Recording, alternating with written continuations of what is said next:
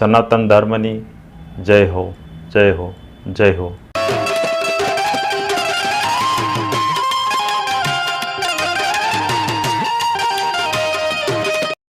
જય સિયારામ. હું વૈદ્ય ચંદુભાઈ ચલાળિયા, કુશ વિડીયો, ભાવનગર. આજે ઘરે ઘરે ઘૂંટણના ઘસારાની ફરિયાદ છે, ઘૂંટણના દુખાવાની ફરિયાદ છે. તો એનું કારણ શું? મેં જે સર્વે કર્યું છે એ સર્વે મત અનુસાર હું જે કહું છું એ કદાચ તમને ફિટ ન પણ બેસે, પણ આ મારો પોતાનો સર્વે છે.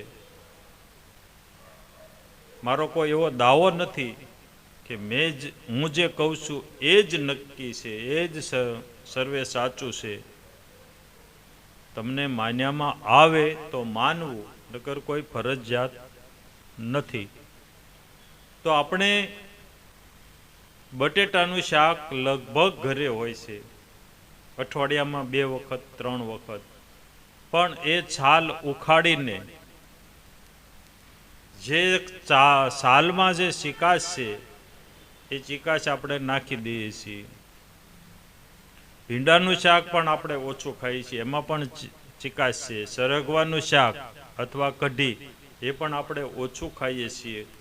ગુંદાનું અથાણું એની અંદર પણ ચિકાશ છે.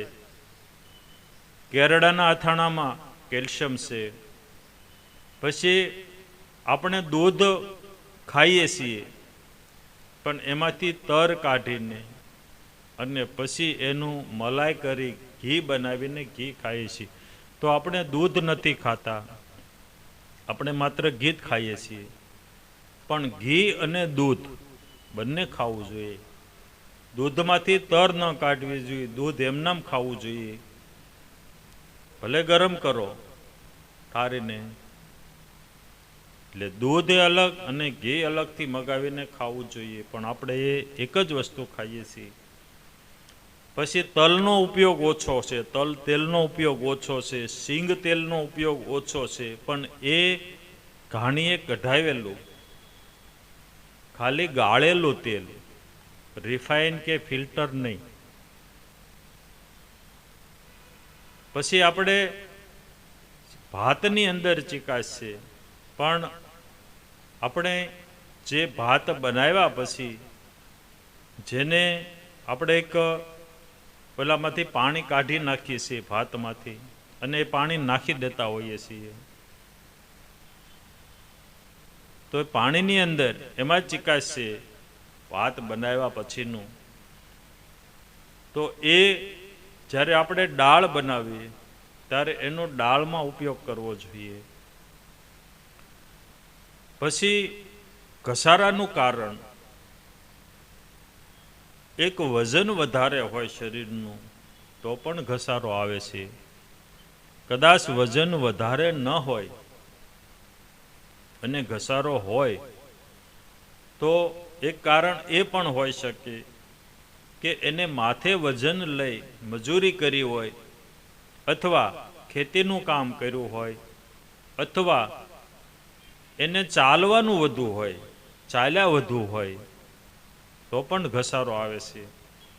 એટલે આ જે ઘસારા મારા સર્વે અનુસાર કે જે ઘસારો આવવાનું કારણ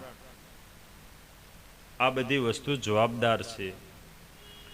એટલે કેરડાનું અથાણું ખાવ, ગુંદાનું અથાણું ખાવ, ભીંડાનું શાક ખાવ, સરગવાની કઢી અથવા સરગવાનું શાક.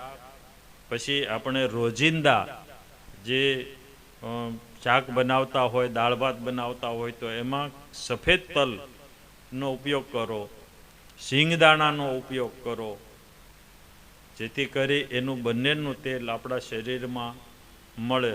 શક્ય હોય તો ઘાણીએ પીલાવેલું અને ગાળેલું તેલ જ ખાવું જોઈએ, તો ઘસારો ન પણ આવે.